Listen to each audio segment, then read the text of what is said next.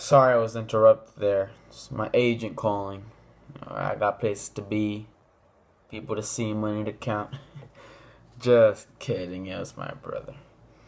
But as I was saying, maybe this insanity which Hamlet portrays for the maybe not the vast majority of the play really.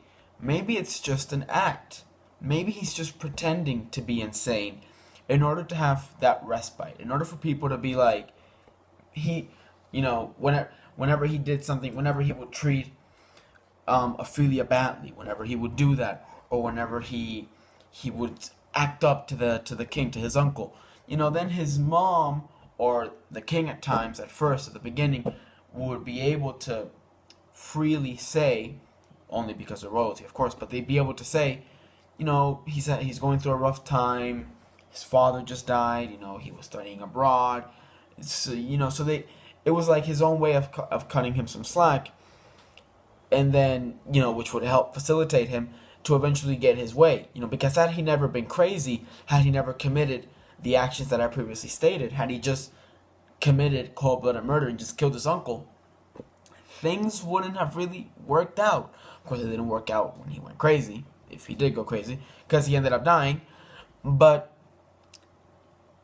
maybe it's open to interpretation. That's what I'm trying to say. That the actor could choose to literally go crazy and interpret Hamlet in that way, in that manner, or you could try to be more deceiving, more cunning, maybe take more advantage of the soliloquies, because that's what, and Hamlet is full of them. There's these crucial soliloquies that several characters have. Laertes has them, the king has them.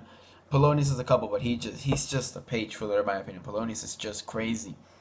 I think he's solely there for the purpose of Hamlet killing him. And Hamlet, of course, has a couple of really important soliloquies. And I think that it's not that they're not important if Hamlet will really be going crazy, but the soliloquies a lot of the time for Hamlet are his way of like scheming, and also for the king, it's his way of scheming and like planning out his next move. For example, in the third act, I think he has a soliloquy where he basically explains, I'm going to add a passage to a play that I've invited the play company to come to and to come here and perform, and that passage or that act or scene is basically going to be of someone killing their own brother and then taking their place, which is what the king did to Hamlet's father, because Hamlet wants to see the king's reaction to that. So Hamlet has a soliloquy where he explains this. So if he truly were crazy, it's not that the soliloquy would lose any importance. Of course not.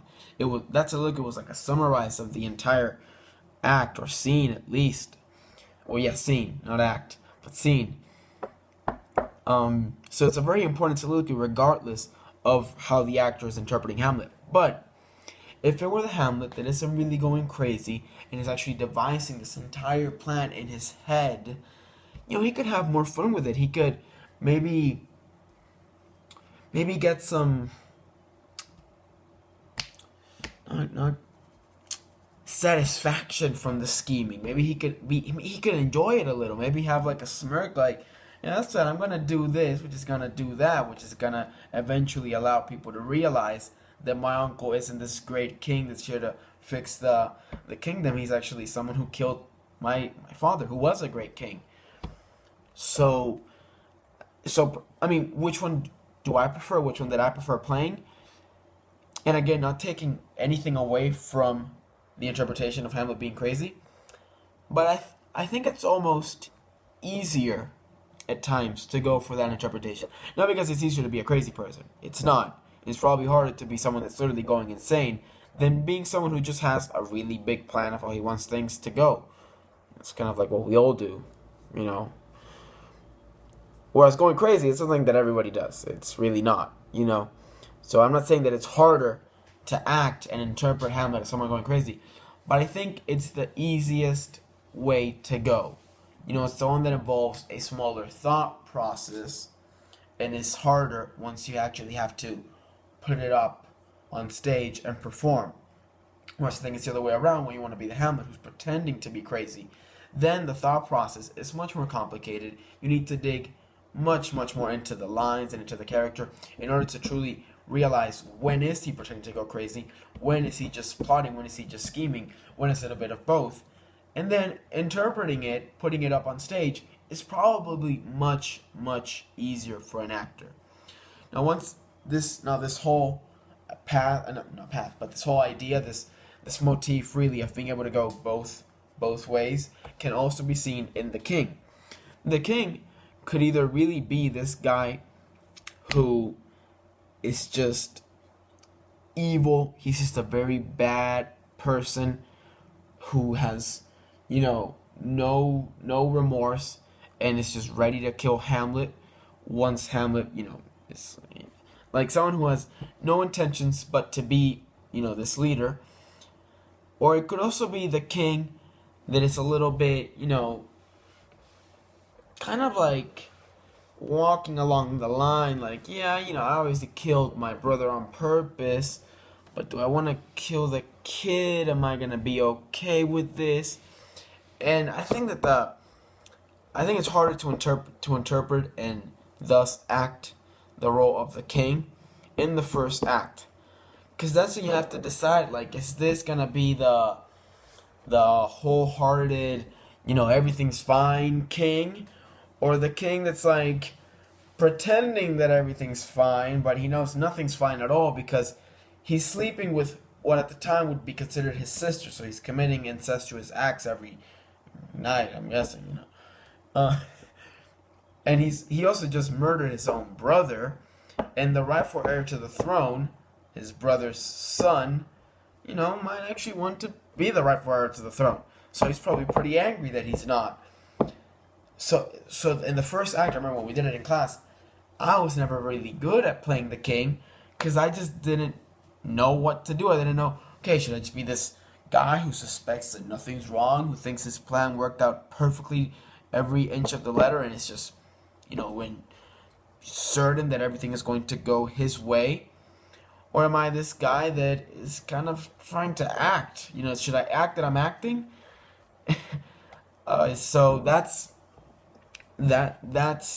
how I looked at it. It was very hard for me. I did not enjoy playing the king at first. Towards the end of the play, once the king's true colors have been exposed, and he just, like, outright just begins planning Hamlet's murder along with Laertes, I found the king's character to be so much fun. Call me lazy, but it's just so much fun when it's just the boom, here's how you're gonna do it, and then you can still have fun with it. I mean, you can still be this, like, evil guy that really just hates Hamlet, or you could be this guy like someone who's maybe not evil but cold-hearted, like, it's gotta happen, he's gotta go.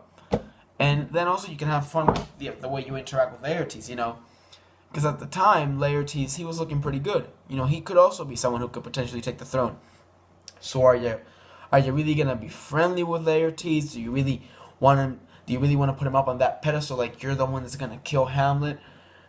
Because at the same time, if he does end up killing Hamlet, he could just, be like, yeah, I'm also going to kill you because you don't deserve this throne. And then, boom, he becomes a potential enemy.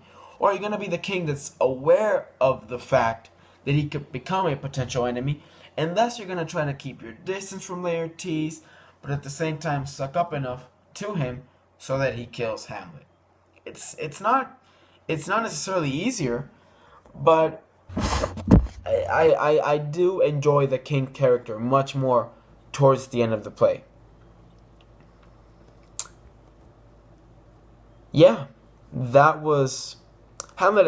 It's a good story. It's a long story, but it's a good story. It's worth checking out.